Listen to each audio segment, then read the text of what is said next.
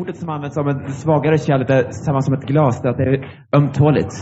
So if you don't handle it very well, Om du inte hanterar det väl, you will break it. har du sönder det. Some of you handle your cups better than you handle your wives. En del tar hand om er bil bättre än man tar hand om er fru. It's supposed to be the opposite, Det skulle vara tvärtom. So begin to handle your wives with more dignity than your cups. Så börja behandla er fru med mer respekt än bilen. So I don't break. So that doesn't break. Så det inte går sönder. Well, I'm just joking. Det är bara ett skämt. But it's true. Det är sant.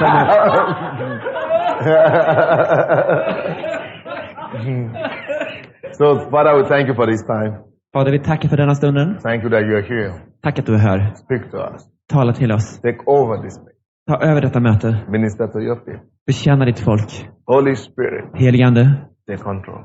Ta kontroll. In Jesus' name. I namnet Jesus. Amen. Amen. Yes. Yesterday I promised that I would like to present to you Pastor Peter Zubenka. Igår berättade jag att jag ville introducera pastor Peter. He pastored one of the first churches in Kiev, the charismatic, Han var en av de första pastorerna för en karismatisk församling i He's been living Kiev. in Sweden now for how many years? 10 years? Han har bott i Sverige för 10 år. 10 years now. Under 10 år. And so after staying in this country for so long, and you come regularly to Ukraine, you've been coming to our church, and we've been friends with you. Fast han har bott så länge här i What would Sverige you think could be an encouragement to the people here today, living in Sweden? So, Du har bott här länge i Sverige och ändå kommit free. regelbundet besök. Så att, vad tror du kan vara... you might need the microphone though. Kan det vara behövligt här till folk i Sverige? Ja, tack. Jag vill säga att det är jättehärligt att komma hit. Det är min första besök här i Lund. Som pastor Sandey Adelaja här första gången. Och jag också första gången i Lund. Och jag älskar Lund och jag älskar er.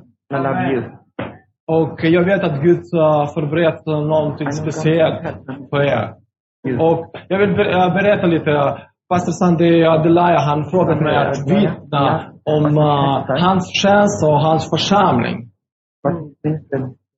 Så jag vill lite dela med er hur jag upplever det, vad Gud gör genom hans liv och genom hans församling i Ukraina och i hela världen. Och jag vill bara...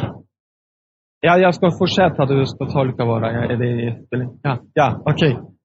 Och jag vill säga, mitt namn är Peter Zubenka och som vi har sagt innan så jag kommer till Sverige 1993. Och först jag träffade min fru 92 och hon reste och var predikant och hon var i södra delen av Ukraina, det är Krimia och hon var med stor kampanj, om någon känner det, vår Lester Samral från USA, han hade kampanj där och hon hade en stor team från Sverige. Och sen efter det, hon kom till Kiev, eller hennes tolk, och det var en flicka som hela tiden tjatade på henne, så du måste komma till Kiev och se vilken vacker stad det är.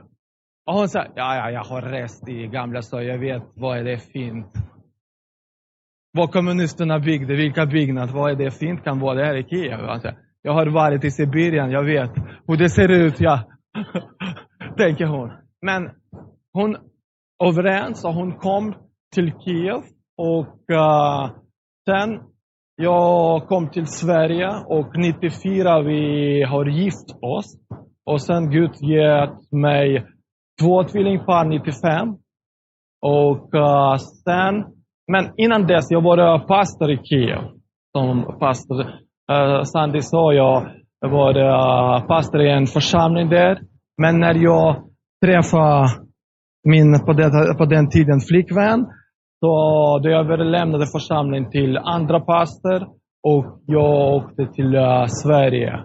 Och jag studerade först i bibelskolan och sen 94 under året bibelskolan vi gifte oss. Och Gud gett oss tvillingpar.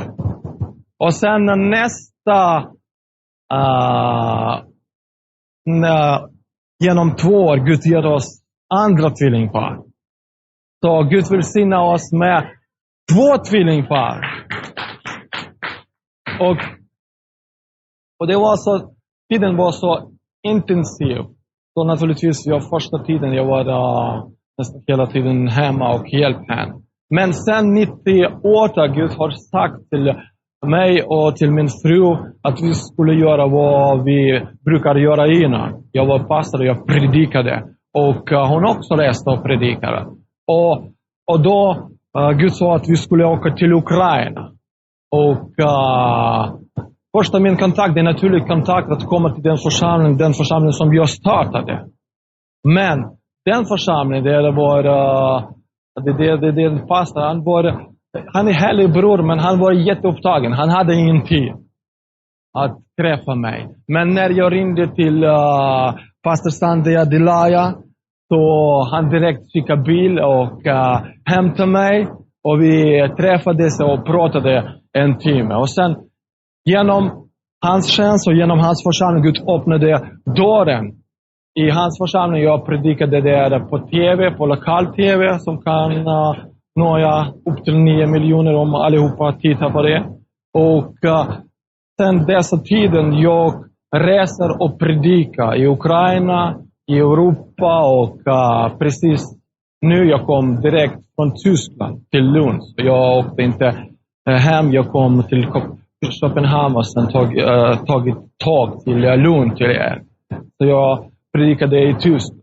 Och vad jag vill säga, vad jag ser att vad Gud gör genom pastor Sandei Adelaja, det är han uppmuntrar folk. Det är någonting nytt. När vi kom först till hans församling i Kiev, så vi brukar tänka så först att komma i gudstjänst, du måste liksom visa upp sig. Du måste bekänna eller liksom jobba 10 år och sen kanske någon ser dig och lägger händerna på dig och säger Gud kallar dig. Men i hans församling när vi kom bara första gången, hans fru stod utanför församling och hon började prata med min fru. Min fru är svensk och vi bor nu i Uppsala. Och hon säger till henne: åh, vad roligt att se er. Vad kul att ni är här. Vi behöver era gåvor, er erfarenhet. Och min fru tittar bakom. Men vem pratar hon? Därför i våran sammanhang, det brukar man först 10 år städa toa. Och sen kommer en tjänst. Det är ingen fel att städa toa, jag kan det. Men om Gud kallar, då kallar han direkt.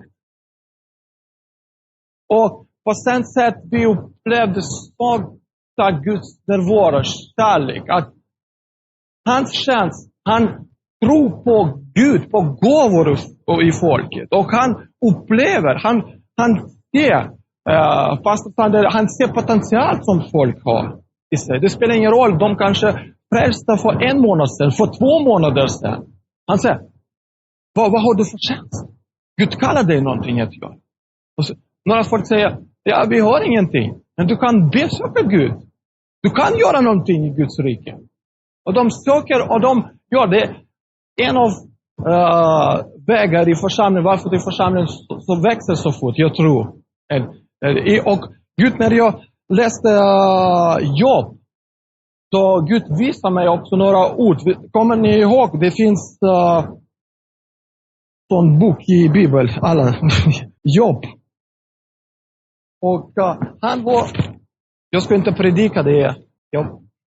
Jag vill bara dela några ord med er. Och i första kapitel, det står att Job, han var jättekänd människa. Han hade massor. Om ni läser 3:e vers, första kapitel Job. Då det står att han hade massor djur. Och sen, sista delen av versen, det står att han hade också massor, den folk som kände honom. Och han var jättekänd, eller stor, från alla i ryska Bibeln. Jag har ryska söner av östländer eller landet, ja. Men sen när jag läste 4:e kapitel, ni kanske minns att han hade svårighet eller tragedi i sitt liv. Och en av hans vänner kom och han anklagade honom här i 4:e kapitel Jobb. Men han säger någonting som han visste om Jobb. Och det är 3:e och 4:e vers. Han säger, du uppmuntrar många. Och du, den händerna, jag har inte direkt, jag översätter direkt från ryska, så ni kan titta i sin svensk bibel. Du har lyft upp händerna som var svaga. Och den som ramlar ner, den som, du lyfter med dina ord. Och den, kan man läsa? Kan du läsa den 4:e vers?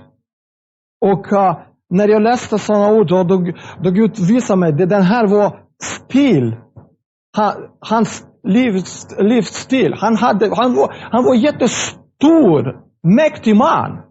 Men han ändå uppmuntrade. Han var inte, därför han kunde vara liksom jättetuff. Varför ska jag hjälpa? Varför ska jag uppmuntra? Jag har allt. Jag är nöjd med livet. Men vi ser att han gjorde ändå. Han uppmuntrar folket. Han var mäktig folket. Och det är vad jag ser med hans tjänst och hans församling. Han uppmuntrar folket. Och när jag kom till den församlingen, det är bara olika känslor. Det är bara bubblar där. De har mer än 40 känslor. Alla folk som har någonting på sitt hjärta, de bara gör det. Så jag vill verkligen uppmuntra oss alla, mig också, att den slags smörelse, och det var Gud lagt i hans liv, i hans tjänst, att han ska överföra, transformera i vårt liv, i våra församling. Så låt oss öppna våra hjärta och låt oss helige Ande att göra den arbete som han gjorde i hans liv, i hans församling. Och Gud välsigna dig. Finish.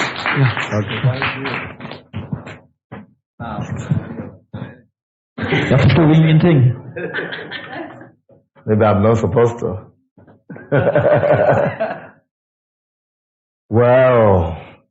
Well, we thank God for that testimony. Vi tackar Gud för det vittnesbördet.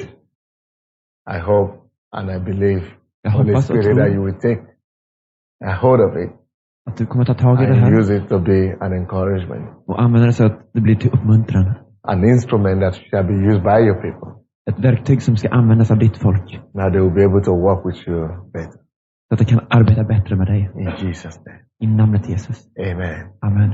Now, I have a dilemma here. Jag har ett dilemma här. You know, as a preacher, you never get into this kind of situation.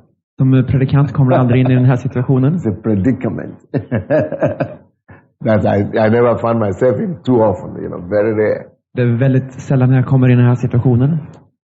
And I have too many things to tell you. That's my predicament, but I don't know what to say and where to start. Jag har alltid mycket att säga, jag vet inte var jag ska börja någonstans. Preachers don't fall into that problem because preachers always talk, Predikanter kommer sällan in där, för de talar alltid. But what do you want? Vad vill ni ha? What do you want? Maybe you like to ask questions. Kanske vill ni ställa frågor? And not only to hear about the success, but the problem you make and how you handle that. Some things like that in that direction. Okay. Good. Maybe you want to hear about the beginning. Ni vill höra om början? Yeah? Ja? How we broke through? You want Hur vi to kom know igenom? how we got the breakthrough?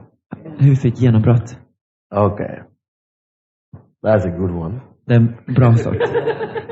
Then I will talk to you on spiritual pregnancy. Då kan man tala om andligt havandeskap. Maybe that would be a good topic to talk to you Det kanske about. kan vara ett bra ämne att tala om. You know, I've written 35 books. Jag har skrivit book. 35 böcker. Each book is having minimum of 100 pages. Varje bok har haft minst 100 In sidor. every book, minimum of, 100 sermons. In Varje them. bok minst 100 predikningar. So I have millions now of sermons. Så det finns det miljoner predikningar. So that's a problem. Det är ett problem. But let me talk to you about spiritual pregnancy. Men låt mig tala till er om andligt havandeskap. Why? Varför? Because you can never deliver På grund av att du kan aldrig something small or great delivery like a baby. Du kan aldrig föra fram något stort eller något You will litet. never be able to deliver something great or small until you become pregnant. Du kan aldrig föra fram något stort eller något litet förrän du har blivit havande. So pregnancy precedes delivery. Så havandeskap föregår förlossning. So giving birth to something marvelous, something glorious, something big Att föra fram något stort, något härligt, något underbart also means going through the pain and the process of pregnancy. betyder också att gå igenom smärtan och processen av havandeskap. The sound of a child, one of the most wonderful things you could ever think about. Ett barns ljud är ett av de mest underbara saker du kan komma att tänka på. The cry of a newborn baby Hur ett nyfött barn gråter. gives a deep relief Det ger en to the stor, mother that was carrying him for the last 9 months. en stor lättnad för modern som har burit under 9 månader. Nothing more wonderful to a mother than the first cry of the baby. Det finns inget mer underbart för en moder än första barnets första skrik. Because a life is given birth to. På grund av att du har fött fram ett liv. There is joy in success, Det finns glädje i framgång. deep satisfaction. Stor tillfredsställelse. But that joy must be paid for in the process of carrying the pregnancy. Men den glädjen måste betalas för i processen av att gå igenom havandeskapet. But the greater payment comes in the process of delivery itself. Den större betalningen kommer i förlossningen själv. So as wonderful as a baby is, Så underbart som ett barn är. only a woman knows the price it takes Det är bara en kvinna som vet priset det kostar to give birth to one. att föda en. Every breakthrough is like that, my brothers and sisters. Varje genombrott är på det sättet, mina bröder och systrar. Every success and the giving birth of something, anything great, is just the same person. Varje framgång och allt som föds fram av något stort, du måste gå igenom den processen. I would like you to note something.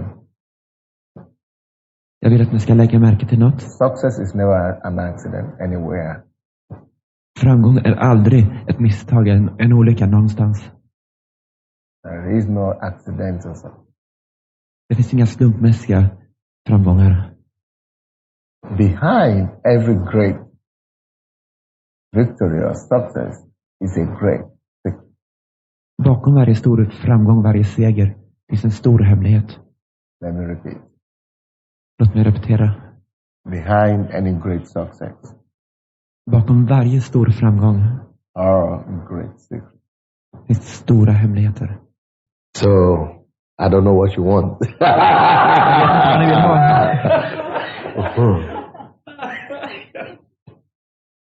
Too many things to give you.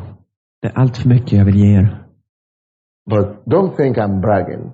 And don't think I'm saying it because, because it's easy for me. Tro inte att jag skryter eller att säga det för att det är lätt för mig. No. But it's because of what I know. Nej, det är på grund av vad jag vet. A breakthrough is possible here. Ett genombrott är möjligt här. Growth is possible here too. Tillväxt är möjligt även här. I don't take it lightly. Jag tar det inte lätt. I know the difficulties here Jag vet problemen här. and the challenges that you face. Och de utmaningar ni möter. But you see, yet it is possible. Men det är fortfarande möjligt. If it were not possible, Om det inte var möjligt, then God will not be God. då skulle inte Gud vara Gud. Because he says, to him, all things are possible. För han säger att för honom är allting möjligt. Amen. But the good news is, Men den goda nyheten är, not only to God all things are possible. det är inte bara att allting är möjligt för Gud. Because sometimes we tend to say, yeah, I know with God everything is possible. Ibland säger vi att för Gud är allting möjligt. But that's not the only thing God said. Men det är inte det enda som Gud säger. He said something else too. Han sa något annat också. That not only with him, he didn't limit possibility only to God. God did not limit possibilities only with himself. Han begränsade inte möjligheterna enbart till sig själv. God also said, Utan Gud sa även, all things will be possible for us. allting kan vara möjligt för oss. Because he says, all things are possible for God. Han säger att allting är möjligt för Gud. That is like the first category of who everything is possible for. So, Det är första kategorin vem allt är möjligt för. but the second category of who everything is possible for Men andra kategorin för vem allting är möjligt is to him who believes. är till den som tror. He says all things are possible for God, but also all things are possible unto him who believes. Han säger att allt är möjligt för Gud. Men han säger också att allt är möjligt för den som tror. Possibilities Möjligheter. or reality. Eller verkligheter. So if all things are possible for God, Så om allt är möjligt för Gud and all things are possible to him who believes, och allt är möjligt för den som tror, so until I believe, nothing is possible for me. så till dess jag tror så är inget möjligt för mig. I could pray, Jag kan be. I could work, Jag kan arbeta. I could wish, Jag kan önska mig. I could long for, Jag kan längta efter. I could hope. Jag kan hoppas. But the things that I desire will only be possible Men de sakerna jag längtar efter kan bara bli möjliga as I believe. när jag tror. Sometimes the process of believing could be a process. Sometimes the faith to believe could be a process. Ibland kan tron att tro vara en process. Sometimes. Ibland. Especially when we are facing something very complicated to believe for. Speciellt när vi möter något speciellt svårt att tro för. That is, it's not like that. Något som inte är som det är. Not just I believe it immediately. Inte något som man bara kan tro omedelbart. Sometimes you've got to be pregnant Ibland måste du vara gravid. for the things you are believing God for. För de saker du tror Gud för. You've got to become pregnant in faith. Du måste vara gravid i tro. That is why I want to speak to you on spiritual pregnancy today. Det är därför jag vill tala till er om andligt havandeskap. Because when you can become pregnant and carry the pregnancy, then that helps you to have the delivery in faith at a much more easier way, in a much more easier way. För när du kan bli havande och ha det här havandeskapet gör det mycket lättare för dig att ha förlossningen av saken senare. So what will I want you to be pregnant of? Så vad ska ni vara gravida med? I would like you to be pregnant for the revival of this city and of this clone? No, the region here. Skåne. I would like you to be pregnant for Skåne. Jag vill att ni ska vara gravida för väckelsen här i Lund och i Skåne.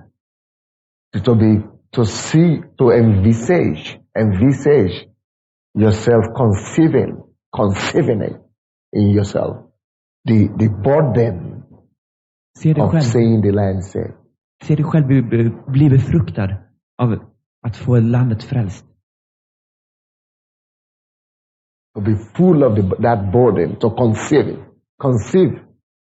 Conceivement means to take it inside yourself, to breathe it up in you. Att bli befruktad betyder att ta det inuti dig, att få upp det på insidan. Pregnancy is also grooming. Havandeskap är också att grooming the baby inside you. Att vårda barnet på insidan. Grooming. the baby inside of you.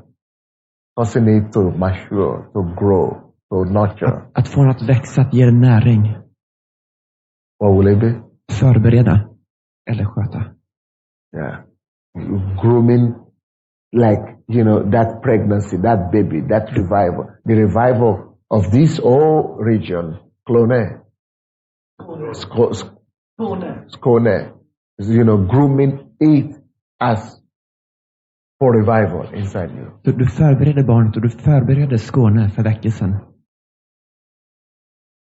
Nurturing that thought of a deep spiritual revival. Så du ger näring åt tanken åt en djup andlig väckelse.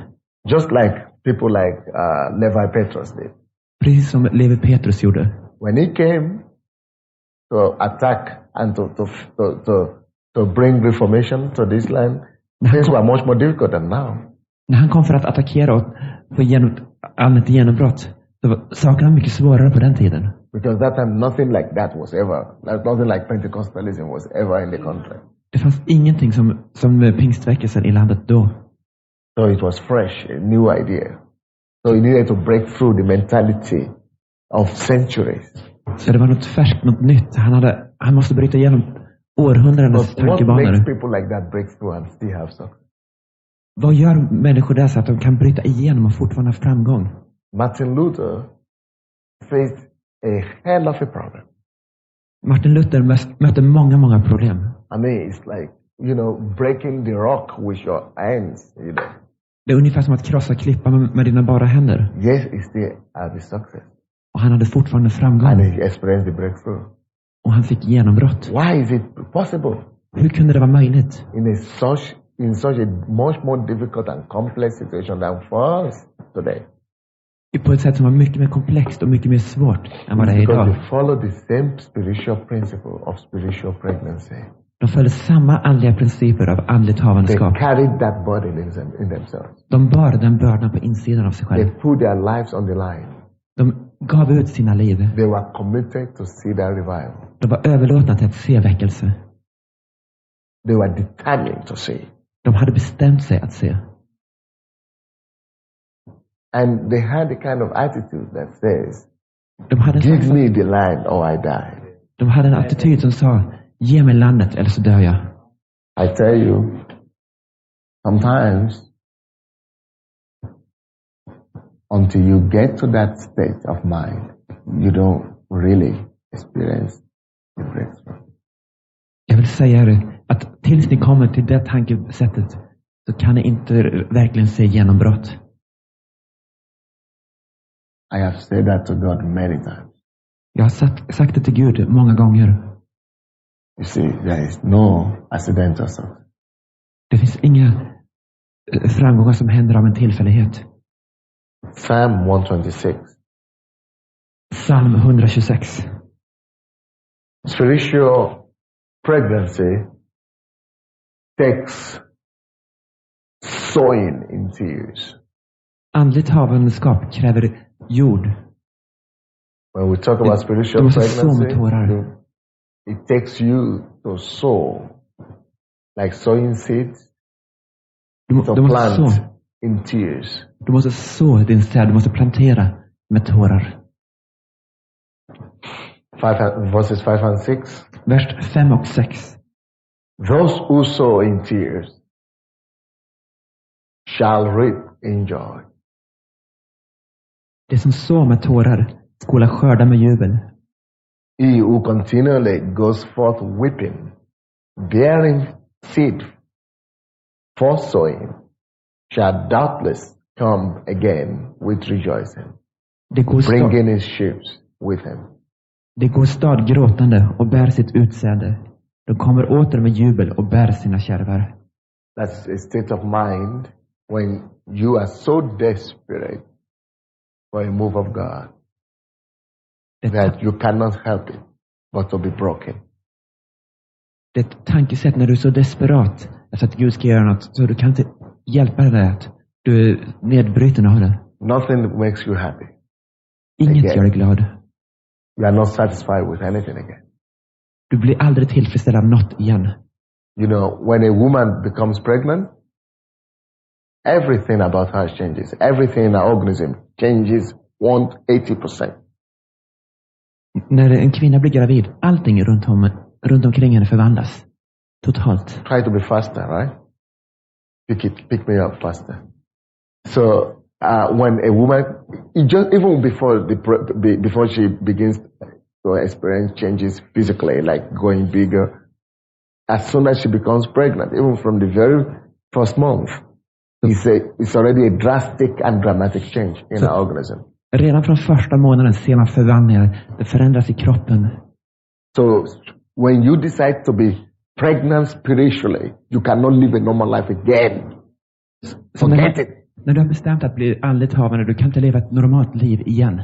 Glöm det. It's like a woman that is pregnant. Det är som en kvinna som är gravid. As soon as, even when she doesn't know it, that she's pregnant, her moods are already changed. Till och med innan hon är gravid så hennes humör förändras. Her moods are changed. She could be a woman that used to jump about and used to laugh everywhere and, be very jovial. But even before she knows she's pregnant, as soon as she's conceived, the seed that is inside her, she cannot help it. She's moody, sleepy, tired. Things are different. Hennes humör förändras. Hon kan ha varit en kvinna som hoppat omkring, var alltid varit glad och upprymd. Men innan hon ens vet att hon är gravid, så kan förändras humöret. Hon kan bli trött. Hon kan bli nedstämd utan att hon vet om det. The all of our organism and our life is readjusting to focus on the seed she's carrying. Hon håller på att omfokusera till en säd som hon bär. All organisms, all the particles of our body are now going to be working and focusing on that one thing, the pregnancy. Alla partiklar i hennes kropp börjar fokusera på en enda sak, den graviditeten. So the thing that,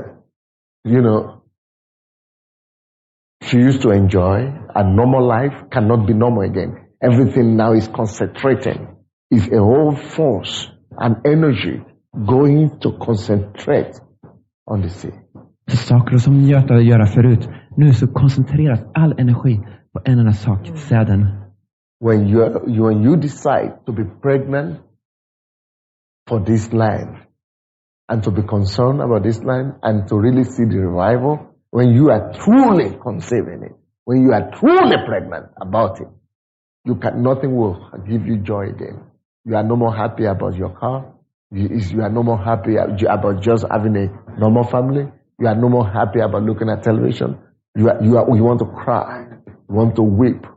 You want to be isolated. När du har bestämt dig för att bli gravid med väckelsen, då kommer allt annat inte betyda så mycket. Du är inte lycklig över din bil längre. Du är inte lycklig över att titta på TV. Du kommer att börja gråta.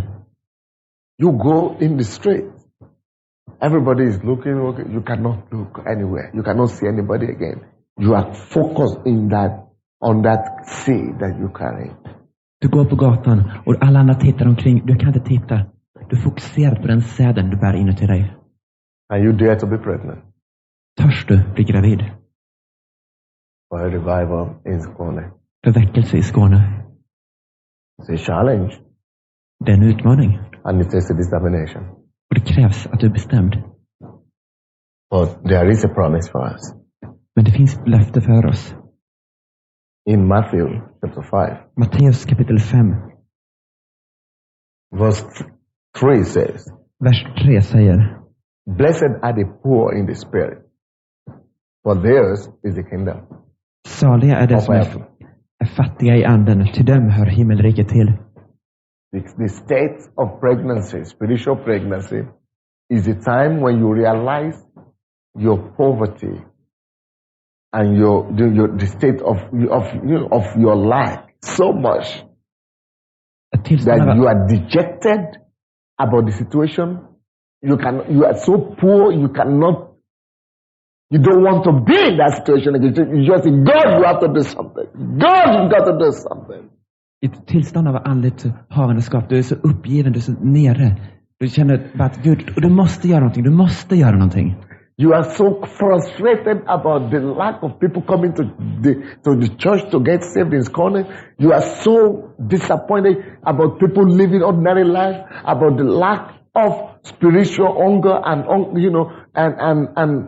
hunger for God, that you are frustrated. You see the poverty of the land spiritually, and you say, "No, I can't see this again. God, come and change it, or kill us all." Du är så frustrerad över att människor inte kommer till kyrkan. Du är så besviken att se att folk inte är hungriga.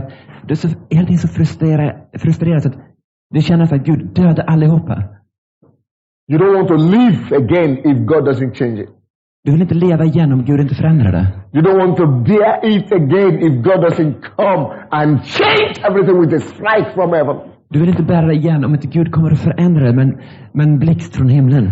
Because you see the poverty of the land. You see, and you bear it upon your head. He said, that person who will dare to be poor in spirit shall be blessed. Du ser landets fattigdom, och det säger att den person som vågar bli fattig, han ska bli välsignad. You cannot truly get poor in the spirit without seeing the blessings of heaven open upon you. If you will get to the position of a true poverty of your spirit, heaven will open with his blessing. Du kan inte verkligen bli fattig i anden utan att se Guds välsignelse komma över dig. För när du verkligen är fattig, då kommer Guds välsignelse att komma. That's why it says, blessed is the hungry. I mean, the poor in spirit. When you become poor, heaven will send blessing. Det är därför det står att saliga är de fattiga anden. När du blir fattig kommer himlen att sända välsignelser. When you tell him, Father, we thought we are rich, but we are poor. När du säger, Fader, vi trodde att vi var rika, men vi är fattiga. We thought we are dressed, we are covered, but we are naked. Vi trodde att vi var täckta, att vi var klädda, men vi är See nakna. this nation, see the people of Sweden. We thought we are living normally, but we are dead, my God. You fall on your feet, on your knees. You fall on your eyes down. You weep and cry before the Lord. Come and change it. Du ser landet, du ser Sveriges folk. Du trodde att du levde ett normalt liv, men Gud vi döda. Du faller ner på dina knän. You go out by night, you cannot sleep. Du går ut på kvällen, du kan inte sova. You weep, you walk up around the land and plead for heaven. Du gråter och du ropar ut till himlen att den ska svara dig. Because you see the poverty of the land. För du ser landets fattigdom. Because you see and you bear upon yourself that poverty, that I am poor in this. We are poor, but we don't know it. Come and have mercy upon us. Come and awaken us. Du ser fattigdom, du känner att du själv är fattig. Men kom Gud och ha barmhärtighet över oss. So you want to know how we started? Så ni vet hur vi startade. This is the story. Det här är berättelsen om det här. Until you touch heaven, heaven will not touch earth. Innan du rör vid himlen, så kommer inte himlen röra vid er. Until you touch heaven, heaven will not touch earth. Innan du rör vid himlen kommer inte himlen att röra vid jorden. And when you touch heaven, Och när du rör vid himlen, and heaven touches earth, och himlen rör jorden, it doesn't matter who the people are. Det spelar ingen roll vad folket här. Chinese, Africans, Indians, Russians, it doesn't matter how difficult they are. When heaven touches them, it doesn't make any difference again. Om det är kineser, afrikaner och ryssar, det spelar ingen roll när himlen rör vid dem. Det gör detsamma. So I was a desperate man like that. Så jag var en desperat människa på det sättet. I was a desperate man. Jag var en desperat människa. I didn't want anything. Jag ville inte ha något. Didn't want anything. Jag ville inte ha något. I didn't want anything. Jag ville inte ha något. And I told God, Och jag sa till Gud, if I need to die, I'm ready. om jag så skulle behöva dö så är jag beredd. But don't let me leave this land without seeing your hand move. Men låt mig inte leva utan se dina händer röra. Because God caught me. För Gud fick mig fast To preach. till att predika. But when I used to preach on television because I was a journalist. Jag brukar predika på TV. But when I decided to start the church, nobody came. För att jag var journalist. Men när jag startade en församling så kom ingen. Nobody would come to me. Ingen ville komma till mig. So I needed heaven to help. Så jag behövde himlen, att den skulle hjälpa mig. I got so tired and frustrated about the situation. Jag blev så trött och frustrerad över situationen. I told my wife, Jag sa till min fru, I'm going out. jag går ut. I secured a flat, an apartment. Jag säkrade... An apartment? Jag skaffade mig en lägenhet. Jag låste lägenheten. An apartment in town from one of the people we knew. En lägenhet nere i stan från en vi kände. I took the keys. And I told my wife, I don't care if I come back or not. Jag sa till min fru, jag bryr mig inte om jag kommer tillbaka till dig. I'm going to seek God. Jag ska söka Gud. I don't know when I will come back. Or if I will ever come back. Jag vet inte när jag kommer tillbaka eller om jag alls kommer tillbaka. These are stories I don't always tell. Jag berättar inte alltid de här historierna. Since you are saying this is what you want. Men sen, i och med att du sa att det var det här ni ville höra.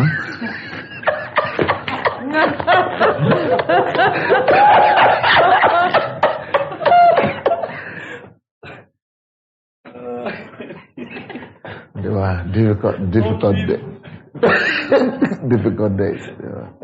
Det var svåra dagar. I've been thinking of doing that for years, that I would just go and close myself, but I couldn't get to doing it. Jag hade tänkt att göra det. It was difficult, you know. Jag hade tänkt att göra det. Jag hade planerat Maybe I would try år. one day or two. No, not working out, because one day to me was like 100 days already, you know. Men det var svårt. Jag hade prövat en dag eller 2 dagar, men det var svårt. So I went, I didn't come back. The first 15 minutes, I thought I'd been praying for 5 hours. De första 10 minuterna så jag bett 5 timmar. Det var så långt. Then I opened my eyes, the light was still on. Så jag öppnade ögonen och ljuset var fortfarande på. By the time I prayed for 15 minutes, I prayed I was tired already. I was already feeling like going home. Så jag bad för en liten stund och jag blev trött. Jag kände jag ville gå hem. At home before then, I used to pray every day for 2 hours. Innan så bad jag hemma 2 timmar But when varje I dag. closed myself, Men när jag stängde in mig själv it became so difficult. blev det så svårt. When I prayed for 2 hours, När jag bad för 2 timmar. I was already saying, why did I tell my wife that I would not go? Because if I had not told her, I would have come back. But now that I've told her I couldn't come back. Jag kunde komma tillbaka, men i och med att jag hade sagt så kunde jag inte komma tillbaka. Because you will say, what happened? Hon skulle ha sagt, vad är det här för typ?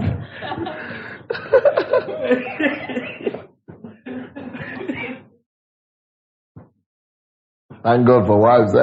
Tack Gud för fruar. Anyway, I said, well, I will hold on. I slept, I woke up, I slept, I woke up until God appeared to me. Så jag somnade, jag vaknade upp. Till dess Gud kom och uppenbarade sig för mig. And my life began to change. Och mitt liv började förändras. And I tell you, since then, Och jag säger det, sen dess I try my best. Så försöker jag mitt bästa. To repeat it. And to do that. To secure to repeat that experience every month. Att upprepa det, att göra samma sak varje månad. So it's not just one time. Så det är inte bara en gång. For 8 years now, every month. Så under 8 år, varje månad. I go and close myself up in the presence of God for days until it comes now and tells me something out of it. Så går jag och stänger mig in för dagar tills dess Gud kommer och berättar någonting för mig. Varje månad. So our church has grown steadily. Så vår kyrka har växt When we stop, stadigt. I seek him again. När den slutar att växa så söker jag honom igen. When we stop, I seek him again. I don't just want to be one of them in numbers.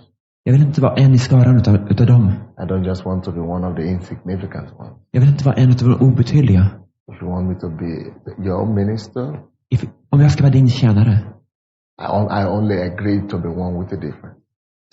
Jag går bara med på att göra en som jag skillnad. Because I knew he called me. Jag visste han hade kallat mig. Then why there was no reply, no result? Men jag såg inget resultat. But then I said, well, I discovered that he said, the violent take it by force. Men jag såg att han hade sagt att De våldsamma tar det med makt. Then I said, well, I'll go for it. Jag sa, det tar jag. And I know some people did that, what I did, like once in lifetime, seeking God, closing themselves up. But I'm so radical for result and for answer and for not just ordinary result that I do it every month. Jag vet, en del har gjort det en gång, att de har låst sig in och sökt och fått resultat. Men jag är radikal, jag vill se det jämt. So how hungry are you? Så hur hungrig är du? All depends on that. Det är vad allt beror på. You know, it is impossible that you will start a church in Eastern Europe Det är omöjligt att du kan starta en församling i östra Europa and become a leading church in the whole of Europe from Eastern Europe. You know, it's not och bli en ledande normal. kyrka utifrån Östeuropa. Det är inte normalt tänkande. You know, it's not logical. It's not compatible with your mind. Det är inte logiskt. Det går inte, money, you know, det går inte people are ihop poor. i ditt sinne. Folk är fattiga och du har inga pengar. But you see, God is not limited. Men Gud är inte begränsad. Even there, if you can touch heaven, till och med där, om du kan röra vid himlen and heaven touches earth, och himlen rör vid jorden, that's all you need. det är allt vad du behöver. So now, every month, varje månad, we have people coming from different countries of the world, from America, from England, from Europe, from Germany, every country to our church every month, just to sit down. We have visitors every month, just to see. Vi har besökare varje månad som kommer från USA, som kommer från England, som kommer från Tyskland, som kommer från Europa. Varje månad kommer de för att se. Conference, no conference, people just come every time to just konferens see. Eller inte konferens, folk kommer för att se. But it's impossible what is happening. Det ser ut som en omöjlighet som har hänt där. So you want to know it started like this. Så vi startade så. I got so pregnant, I got so hungry. Jag blev så gravid, jag blev så hungrig. Because I know until I become pregnant, I will never be able to deliver. Jag visste att om jag inte blev gravid så kunde jag inte föda fram. Yes. And if I agree, anything you agree with, så allt som du kommer i överenskommelse med, or anything you tolerate, eller allt som du tolererar, you will never be able to change it. det kommer du inte att förändra. So I refuse to tolerate. Så jag vägrar att tolerera. Or to agree with the situation that I have. Eller att hålla med om den situationen som jag har. And I've seen that it's worth paying that price now. Jag har sett att det är värt att betala det priset. Because I've seen God bless. Jag har sett att Gud har välsignat mig. In a situation when people say churches are not growing, or you know, some grow and stop. But we have just keep on going steadily. Because each time we stop, I go to him again. And he shows me something. And I do the things he shows me. Another breath. Så folk säger att församlingen växer inte. Eller de växer till en viss nivå och sen slutar. Men när vår församling har slutat att växa, då går jag till Gud igen. Han visar mig någonting. Och så fortsätter vi att växa stadigt. But you see, it takes sowing in tears. Men det krävs att du sår i tårar.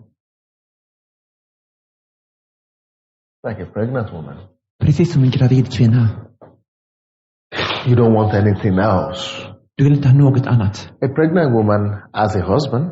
En gravid kvinna har en man. But the husband of a pregnant woman doesn't enjoy her again. Men en gravid kvinnas man she becomes pregnant. njuter inte av att relationen har blivit gravid. They could have sex. De kunde ha sex. But he knows it's not the same sex again. Men han vet att det är inte samma sex igen. He enjoys the wife. He could talk to her. Han njuter av frun. Han kan prata med henne. But he knows it's not the same response again. Men han vet att det inte är samma respons igen. You know why the husband of a pregnant woman does not enjoy her again? Ni vet att en man till en gravid fellowship, kvinna, a companion, attention. Han njuter inte av hennes uppmärksamhet, hennes närvaro. Because she's no more living for any other of those things again. She's now living for this day. Hon lever inte för de sakerna längre. Hon lever för städen. That is the focus of her attention. Det är där hennes uppmärksamhet fokuseras på. All her organism are walking towards that. Hennes kropp centreras kring det.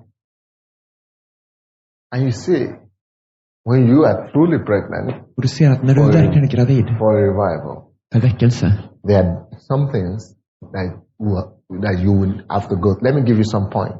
Låt mig ge några that punkter. you will have to go through. Det är några saker du måste gå igenom. Number one, when you are pregnant, you cannot hide. När du är gravid kan du inte gömma det.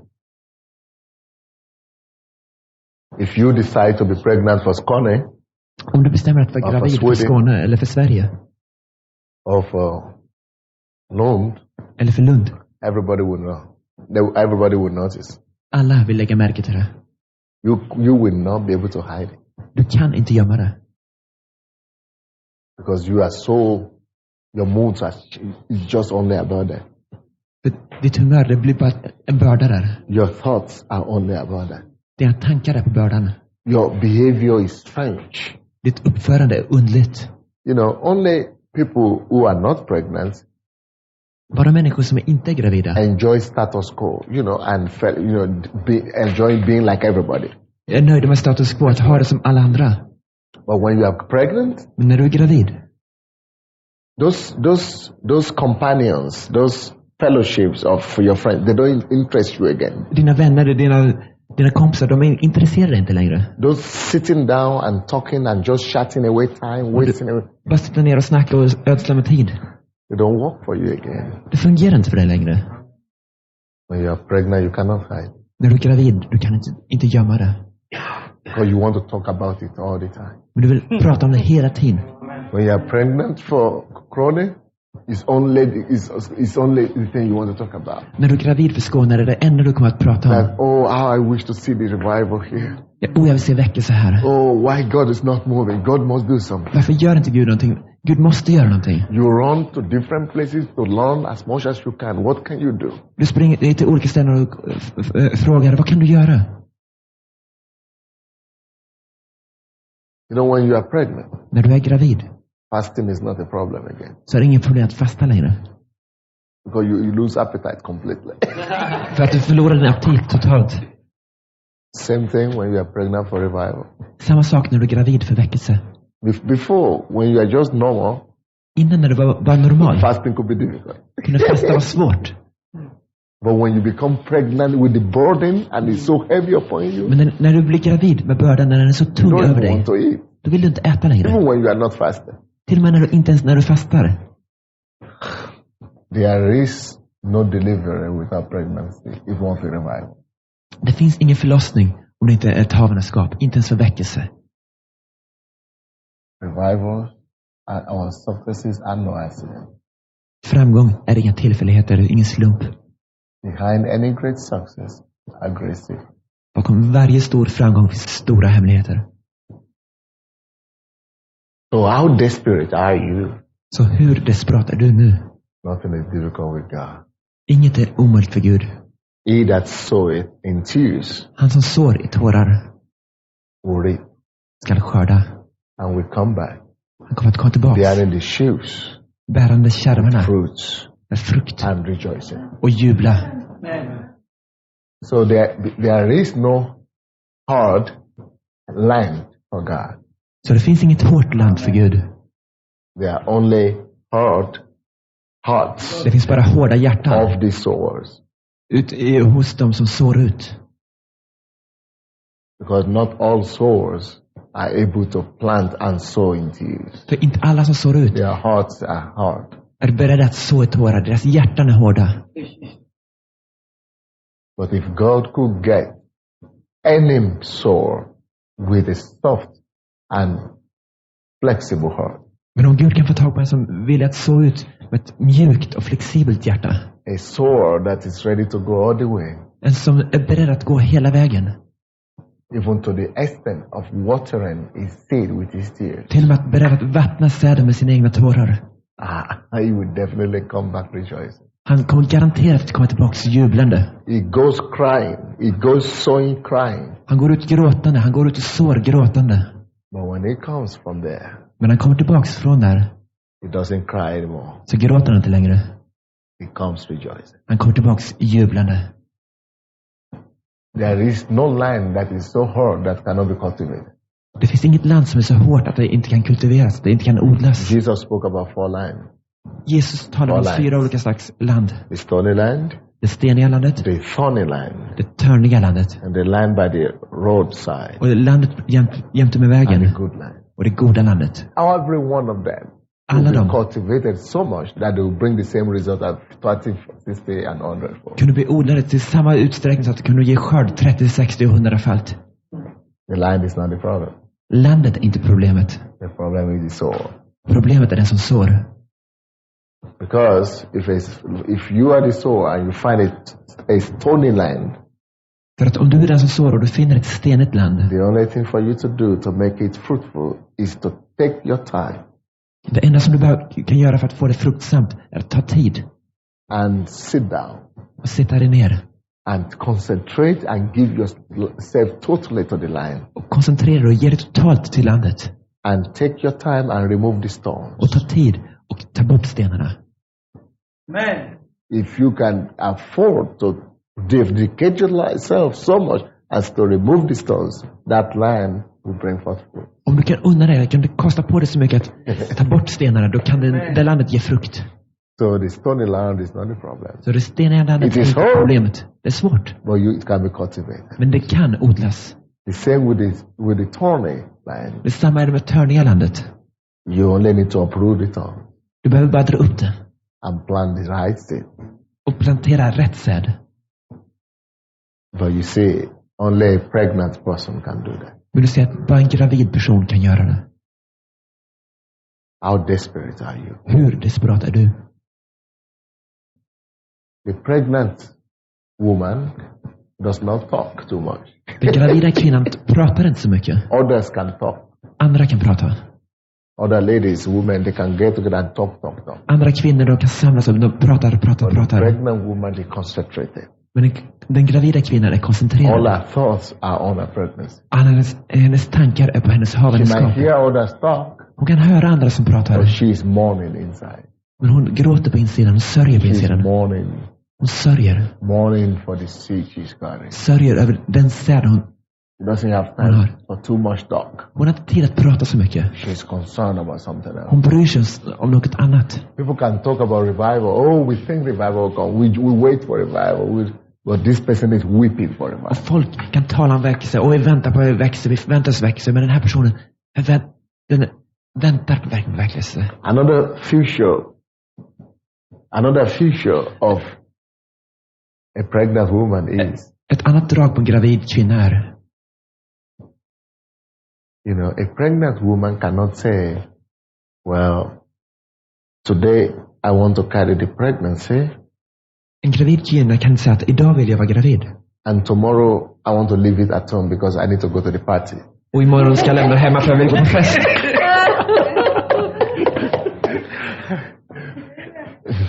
There is no way you can, take the pregnancy, out in the morning Det är omöjligt att du kan ta graviditeten ut på morgonen. and say in the evening because you have, some serious engagement, you want to shed it and leave it at home, then come back, and go to play with your friends. För att du har låtit lämna hemma och sen gå ut och leka med dina vänner.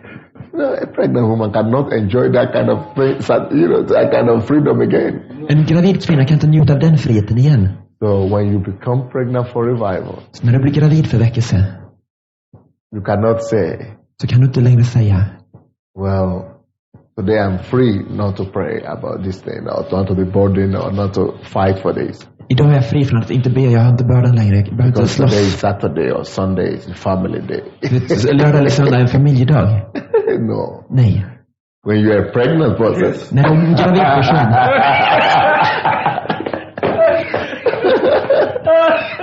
everywhere you carry the burden. överallt så bär du på bördan.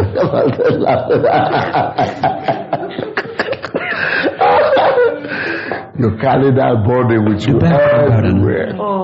You are like a crazy person. Du är en galen person.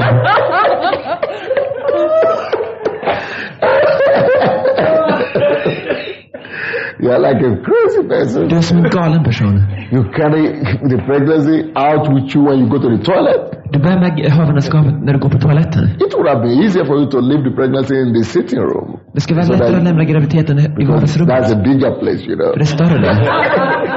But in the pregnancy, the toilet is very small. It's not convenient. Men toaletten är liten, det är inte smidigt. But because it's pregnancy, there's nothing you can do about it. Men du är gravid så du kan inte göra någonting åt det. Even sometimes you have to enter the bus where many people are there. You have to do it and enter inside. Om du måste gå på en buss och du får trycka dig fram. People are pressing you and it's difficult for you. Folk trycker på dig, det är svårt för dig. A pregnant woman carries his load and burden everywhere. En gravid kvinna, hon bär sin börda, sin last överallt. So when you become pregnant for corona, you cannot say, today is not convenient for me. You are every time burdened with it, and you talk about it, you pray about it. That's the only thing you are burdened concerned about. När du blir gravid för Skåne, du kan inte bara lägga det åt sidan. Det kommer vara allt du tänker på, allt du praying about it, talking to God about it. Du talar till Gud om det. When I was in that kind of situation. När jag var i den situationen. That is when I was pregnant.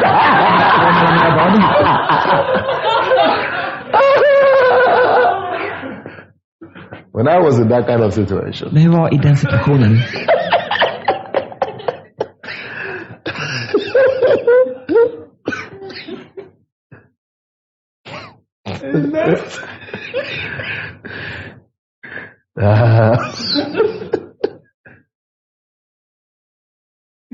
I would go, thank God, I didn't have a car that time, Jag hade inte en bil på den tiden. So I would go to the, we have a underground metro, Så vi har en tunnelbana under jorden. The underground metro in our city. Tunnelbanan i vår stad. And I would go into that metro like that. Så jag gick in i tunnelbanan på det sättet. You see, it's got an escalator that. Så det har en rulltrappa där. Not like lift, not. Inte en hiss. But Men en rulltrappa. So the escalator, people go and stand on it or walk in it, så and it takes them down. Eller går. And when I'm on the top, I see many people, thousands, going down because 4 or 5 escalators. Så när jag är längst där uppe så kan jag se tusentals, för det är 4-5 rulltrappor. And I, when I see people like that, I always see them going to hell. Så när jag ser människor som så, jag ser dem gå till helvetet. And I will be crying inside. Real crying. Så jag gråter verkligen, Gud. I couldn't go out of my room. If I go out of my room and I see, I would just broke down. I said, God, I cannot. Don't let this. Jag kunde inte gå ut från mitt rum. Om jag gick ut och mötte människor, jag var helt nedbruten. Gud, de här går till helvetet. It's coming back to me. Don't let them go to hell. Det kommer tillbaka till mig. Låt dem inte gå till helvetet. I beg you. Jag ber dig, fräls dem här. Fräls dem. Låt dem inte gå till helvetet. The same thing in the bus. Samma sak på bussen. In the street. På gatorna. Live normal. Vi lever inte ett normalt liv.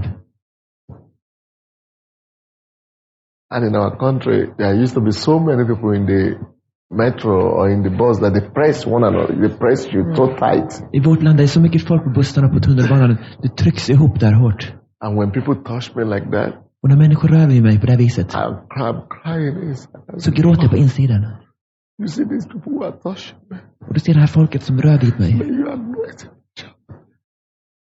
You anoint and reach out to them. Du vill verkligen nå ut till dem. Lord, convict them of their sins and bring them to me. Övertyga dem om deras synd och för dem till dig. I don't care what church they go to. I don't care if they come to my church or not, but just save them. Jag bryr mig inte om de kommer till min kyrka, men bara fräls dem. Oh Lord. Åh Herre. I go to the stadium or where concerts. Jag går till en stadion om en konsert. And I see so many people and I just sit down there and cry. Jag ser så många människor, jag gråter, Gud. So many people serving the devil and they are not coming to you. Det är så många som tjänar djävulen. De kommer till dig. Hjälp dem, jag I break your power, Satan. I break your power, Satan. Jag bryter din kraft, Satan. Jag bryter din kraft, Satan. I release these people to God. Jag förlöser det här folket till Gud. We have some tickets for the buses. Vi har biljetter för bussen. That, it's not one-time ticket. It's like multiple times. Det är inte engångsbiljetter, du kan använda dem flera gånger. You can buy a ticket for buses for a month, 1 month. Du kan köpa en biljett för en Or månad. for the metro for 1 month, or for 1 week, or for 2 weeks. Du kan för en vecka eller för 2 Or veckor for eller för en all månad. transport, all different kind of transport for 1 month. För alla slags transporter So för I en would buy månad. that kind of ticket, Så köper den slags biljetten. just show it, Bara visa den. and I would spend 4 hours every day Och jag tillbringar 4 timmar varje dag. just traveling across the city, just Åker going runt from stan. one end to the other, just sitting down crying. Åker från en scen till en Calling annan, people gråter. from their houses. I call them forth from their houses. Jag kallar to dem ut ur Jesus. sina hus. Jag kallar ut dem. Because wherever the soul of my feet shall travel upon will be given to me. And I just travel around the city like that. Överallt där jag sätter mina fötter, den staden är given till mig. Jag åker runt på det här sättet. All those times I didn't see any result. På hela den tiden jag såg inget resultat. But I knew in the spirit I was, already filling the cup. Filling my cup. Men jag visste of redan praise i anden, and jag heaven. fyllde det glaset i anden. But the results I didn't see immediately, now I see them today. Men det jag inte såg då omedelbart, jag ser dem idag. But gradually it was coming. Det kom gradvis. Gradually it was coming. Gradvis kom det. And as I was praying like that, and I was jag giving bad. myself like that, Så I när was jag gav also mig till det. sending all my cities, all my members to pray. Jag sände ut alla mina medlemmar att be. And to also go and spread out, evangelism, to invite people to come. Också att sprida sig ut, evangelisera, att bjuda in folk att komma. Use every opportunity to invite them. Utnyttja varje tillfälle till att få folk att komma. I think it's a grace. Det är nåd. 4-6 hours every day. 4 till 6 timmar varje dag. Så gråter Standing on folk. the scripture. Standing on the scripture. Stå på skriften. And calling forth all the ungodly. God have mercy upon these unbelievers. Och jag kallar på de ogudaktiga och säger, Gud, förbarma dig över de synderna. And that did it not just have or bring result to my church. It changed the whole spiritual atmosphere in the whole country. Det kommer inte bara resultat till min kyrka, utan det har förändrat klimatet i hela landet. No success is accident. Ingen framgång sker av slump. Of course, that thing was more intense for like 1 year. Den That kind saken of burden. var rätt intensiv under ett år, den slags bördan. But it continued for 4 years Men det fortsatte under 4 år. before I could really rest and say, yes, Ukraine is totally in God's hand. Now I know that. Innan jag kunde vila But sig for the first 4 years, I had to do this kind of. att Ukraina verkligen låg i Guds händer, att jag kunde känna det. And Men under that 4 4 år, years, 4,000 people came to our church. under de 4 åren så kom 4 000 människor till församlingen. Then from there, it's continued to grow. Och utifrån det så fortsatte det växa.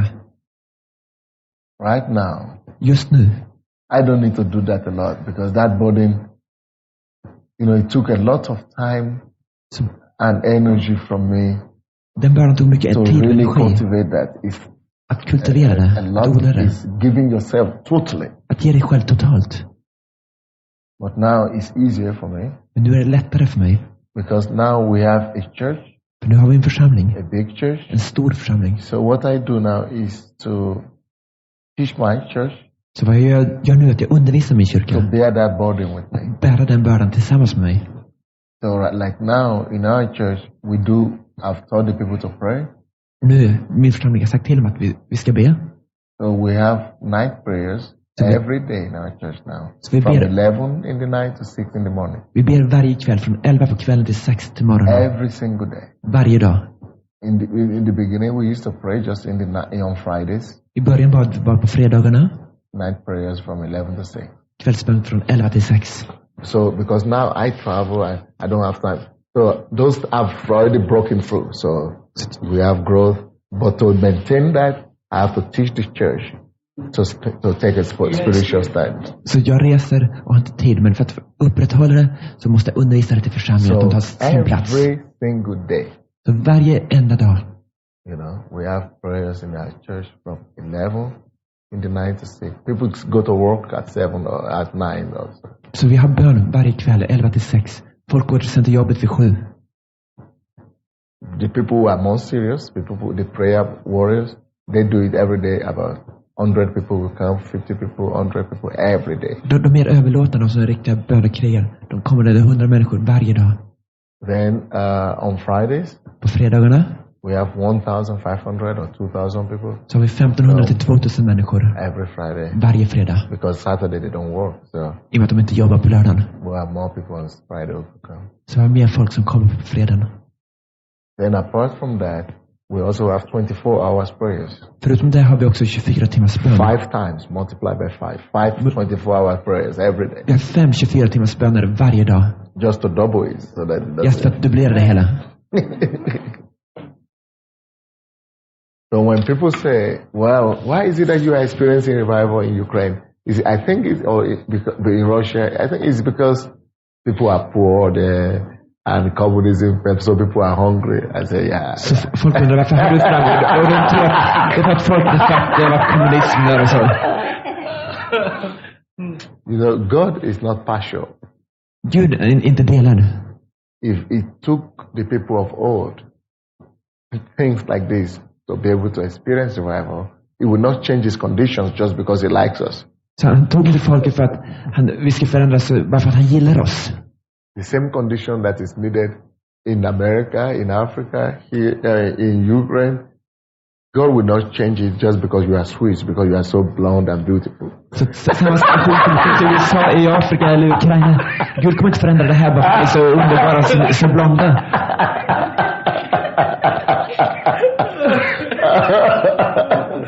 You have to fulfill the conditions before Du måste möta kraven först innan du kan se samma härlighet.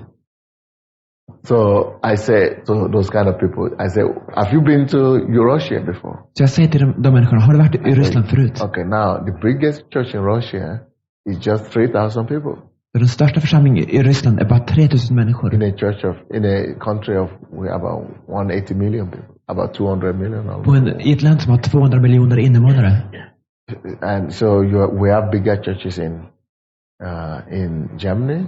We have bigger churches in England. We have bigger churches in many countries in Europe. Större församlingar i Tyskland, i England, i Polen. You know, in Holland. Och i Holland. That are bigger than Russia. Why is it okay? The same economy like in Russia, like in Ukraine. Why is it that in Ukraine samma ekonomi i Ryssland, Ukraina? In Russia, people have not the same economic situation. I samma ekonomisk situation, men ändå Ryssland är inte så stort. Det är inte fattigdomen. Then I ask people, what about Moldova? Have you been to Moldova? Sen frågar folk, har du varit i Moldova? Economically, they are even worse than Ukraine. So why is it they are not having the same, everybody coming to God? Det är till och med ännu sämre än Ukraina. Varför kommer inte alla till Gud där?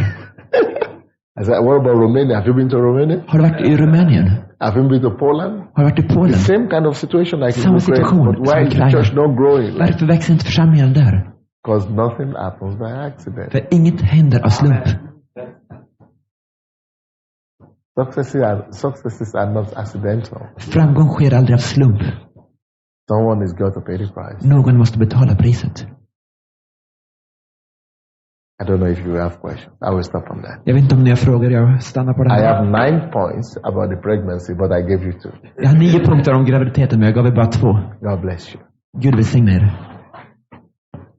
But if you could be pregnant, om du kan vara gravid for the revival of your nation, för väckelsen i ditt land, nothing is impossible for God. Så inget omöjligt för Gud. And nothing is impossible to him who shall believe.